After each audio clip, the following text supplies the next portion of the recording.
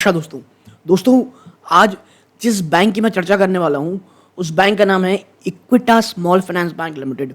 और इसके ऊपर वीडियो इसलिए बना रहे हैं, कंपनी ने अपने Q4 के अपडेट्स ठीक है दे दिए हैं। और ये जो अपडेट्स दिए ना, ये इतने ज़्यादा मैं कहूँगा क्लियर हैं।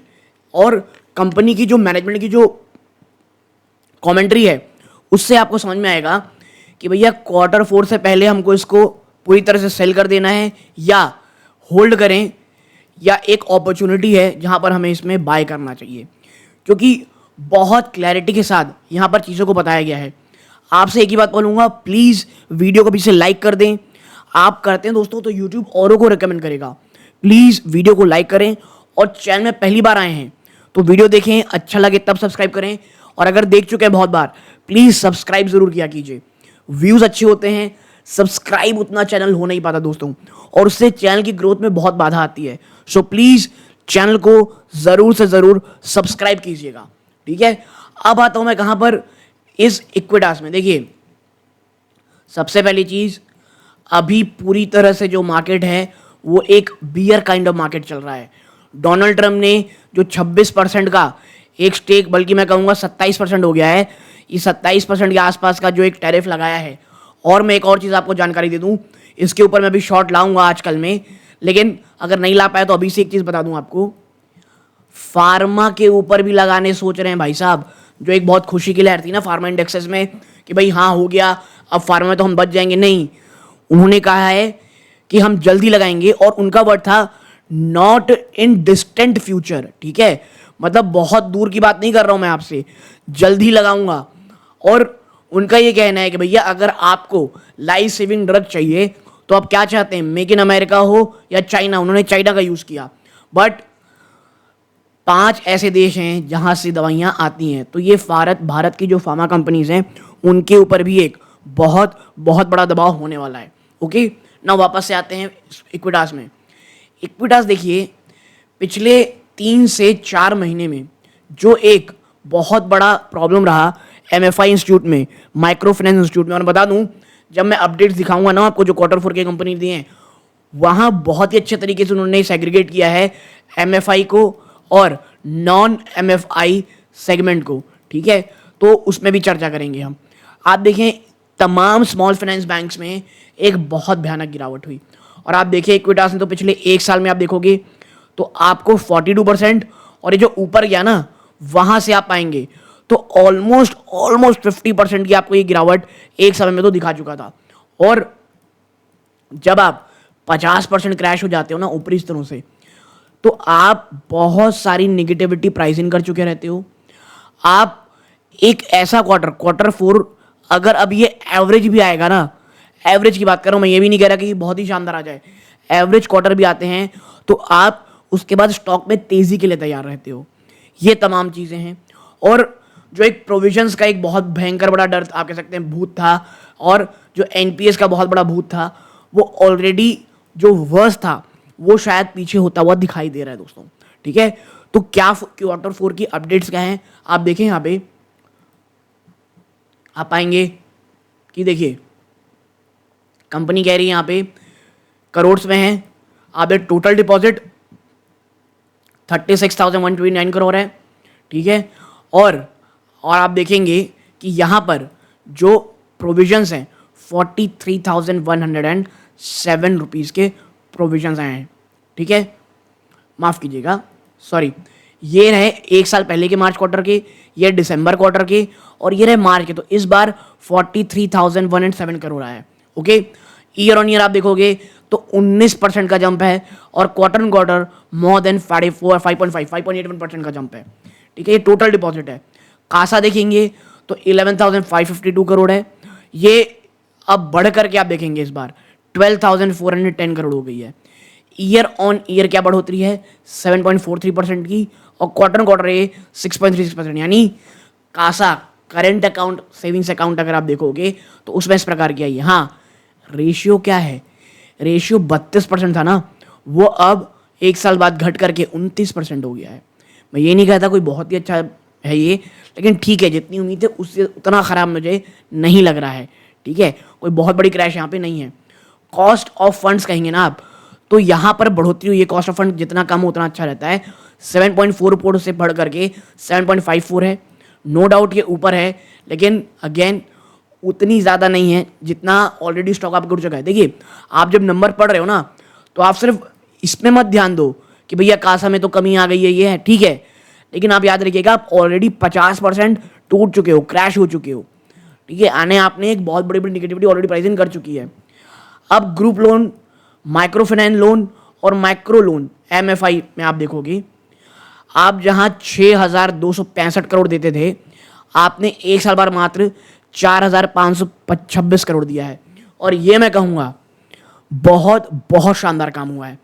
जिस प्रकार से इस पूरी तरह से ना माइक्रो लोन्स में इस सेक्टर में प्रॉब्लम चल रही थी, अगर ये अभी भी यहाँ पे एक बहुत बड़े स्तर पे बढ़ाते रहते ना, क्योंकि गिरावट है, 27% ज़्यादा गिरावट ईयर ऑन ईयर और 15.5% ज़्यादा गिरावट क्वार्टर ऑन क्वार्टर है, और ये इन्हें करना ही पड़ता। अगर ये नहीं करते तो भैया आपके NPS और ज़्यादा उठाने देखते। और पिछले कुछ क्वार्टर से अगर आप नंबर देखोगे, क्योंकि आप देखिए, जब कल मैंने IDFC फर्स्ट बैंक का जो अपडेट दिया था, वहाँ पर भी वो ये कह रहे थे कि भैया देखो, हमने इस सेक्टर में ना अब थोड़ी कमी लानी शुरू कर दी है। ठीक है, और सिक्योर्ड की तरफ जा रहे हैं। तो देखिए, जब आप सिक्योर लोन की तरफ जाते हो तो आपको एक प्रॉब्लम आती है। पहला, आप उस प्रकार की ग्रोथ नहीं कर पाओगे जो आप पिछले काफ़ी समय से कर रहे थे। दूसरा, आपका जो निम्स रहता है ना, नेट इंटरेस्ट मार्जिन्स, इसमें आप गिरावट देखने को मिलेगा। क्यों? क्योंकि जो सिक्योर्ड लोन होता है उसके जो इंटरेस्ट होते हैं वो काफ़ी हद तक कम होते हैं जो नॉन सिक्योर्ड होते हैं। आप यहाँ पाओगे कि एसेट क्वालिटी क्या है, तो यहाँ पर ना इस प्रकार की एसेट क्वालिटी की बात कही गई और टोटल एसेट क्वालिटी की बात कही जा रही है, जो Q1 फाइनेंशियल ईयर 25 में यह है 4.49। ठीक है, Q2 फाइनेंशियल ईयर 25 क्या था, 5.80। ठीक है, और 6.50 ये था, और Q4 में आया था 5.91। और बात करते हैं for the month of March 25, ये 4.87 आया है। ठीक है, यहाँ पर ना हमको ये देखना पड़ेगा जब एक्चुअल Q4 के नंबर आएंगे वो किस प्रकार के रहेंगे, तब उस पर हम ज़्यादा चर्चा करेंगे। लेकिन हाँ, ये जो नंबर्स हैं इस पर बस मैं यही कह सकता हूँ कि कहीं ना कहीं जो आप कह सकते हो भैया कि जो वर्स्ट केस था वो काफ़ी हद तक अब कम होता दिखाई दे रहा है। ठीक है, और मार्च क्वार्टर का तो आप देखेंगे 4.87, ये कहीं ना कहीं कुछ पॉजिटिव संकेत तो हमें ज़रूर दे रहा है। नाउ नेक्स्ट क्या है, कलेक्शन एफिशिएंसी किस प्रकार की रही है MFI की। तो देखिए, ओवरऑल कैसी रही है, मार्च क्वार्टर में 98.36, फरवरी में ये 97.83 थी। तो पिछले कई क्वार्टर के बाद आप देखेंगे तो कलेक्शन एफिशिएंसी में शानदार जंप है। कर्नाटका वहाँ पे देखेंगे तो 92.28% है। कर्नाटक एक चैलेंज ग्राउंड बना हुआ है इक्विटास के लिए आज भी। ठीक है, फरवरी से आप देखेंगे जंप है, लेकिन दिसंबर जनवरी से आप कंपेयर करोगे तो यहाँ पे कमी आई है। आई डोंट अंडरस्टैंड कि कर्नाटक में हो क्या रहा है, और कर्नाटक एक बैटल ग्राउंड बना हुआ है MFI रिकवरीज के लिए। बात करते हैं रेस्ट ऑफ द स्टेट्स में, तो 98.93 है। ठीक है, 98.93, और ये पिछले 3 महीने में अब तक का सबसे शानदार रहा है। तो तमाम जो स्टेट हैं वो बहुत अच्छा कर दिखाई दे रहे हैं। ओवरऑल चीज़ को जो ड्रैग कर रही है ना, ये आपका कर्नाटक स्टेट ही कर रहा है। ठीक, अब बात कर लेंगे क्या, जो बहुत इंपॉर्टेंट चीज़ है कि आपका जो शेयर है अनसिक्योर्ड लोन का टू टोटल एडवांटेज वो कैसा है। तो देखिए, माइक्रो फाइनेंस और माइक्रो लोन का है 12% जो अनसिक्योर्ड है, और सिक्योर्ड अब 88% हो गया है। ठीक है, और ये देखिए जो नंबर्स है ना, ये मार्च 31 तक हैं, ये प्रोविजन नंबर हैं, और ये ऑडिट कमेटी में को अभी अप्रूव होंगे। ठीक है, तो प्रोविजन नंबर दिया गया, बट मोर और लेस ये इसी प्रकार के रहते हैं। और कंपनी आगे ये कहती है अपनी कमेंट्री में, जो बहुत ज़रूरी है आपके लिए पढ़ना, कि भैया इक्विटास NBFC MFI इन 2007 था, लेकिन 2011 में हमने स्टार्ट किया diversifying into secured form of lending. और अभी आप देखें तो जो सिक्योर्ड एडवांसेस है वो लगभग 88% इनके टोटल एडवांसेस का। जो बकेट एफिशिएंसी है, ठीक है, माइक्रो फाइनेंस में, which had gone down in beginning financial 25, ये अब इंप्रूव होते दिखाई दे रही है Q4 से। यानी Q4 में कहा जा रहा है कि चीज़ें अब थोड़ी बहुत इंप्रूव होती दिखाई दे रही हैं। और for the rest of the country जो कलेक्शन इफिशिएंसी है वो नॉर्मलाइज हो चुकी है, और जो कर्नाटक है वो कहीं ना कहीं इंप्रूवमेंट के साइन दिखा रहा है। जो स्लिपेजेस हैं और क्रेडिट कॉस्ट हैं सिक्योर्ड एडवांसेस के, ये अभी नॉर्मल लेवल में रहेंगे, ऐसी बात कहने वाली है। ठीक है, तो इक्विटास ने एक बहुत ही अच्छे तरीके से मैं कहूँगा तमाम चीज़ें रखी हैं। देखना ये रहेगा Q4 में अगर कंपनी ने अपने एनपीएस अच्छे रख लिए, मेन चीज़ प्रोविजंस का क्या हालचाल है ये दिखा दिए, हमको at the end of the day पता चलेगा कि हाँ भैया अब चीज़ें ठीक होती दिखाई दे रही हैं, और आपको लॉन्ग टर्म में चीज़ें एक कहीं ना कहीं ठीक ठाक सी होती हुई दिखाई देंगी दोस्तों। ठीक है, लेकिन याद रखिएगा आपका भी मार्केट बेयर है, आपको बहुत ज़्यादा हड़बड़ाने की अभी ज़रूरत नहीं है।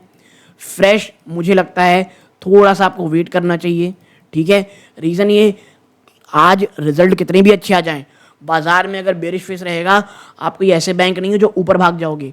HDFC अपने Q4 के अपडेट्स में काफ़ी अच्छे अपडेट्स दिए हैं, और आज बाजार इधर था, HDFC बैंक इधर था। ठीक है, और इक्विटास भी कहीं ना कहीं थोड़ा स्ट्रगल कर रहा था Q4 के अपडेट के बाद, लेकिन मुझे ऐसा लगता है कल का दिन बहुत इंपॉर्टेंट होगा। अगर कल थोड़ी बहुत भी पॉजिटिविटी बाजार में दिखेगी तो इक्विटास आपको ऊपर जाता हुआ दिखाई देगा दोस्तों। ठीक है, तो इक्विटास का अपडेट हमने चर्चा कर ली, ये मेन मुद्दा था आज के लिए। वीडियो अच्छा लगा हो लाइक करके चैनल सब्सक्राइब जरूर कीजिएगा। ये सूर्यकांत है, जय हिंद दोस्तों।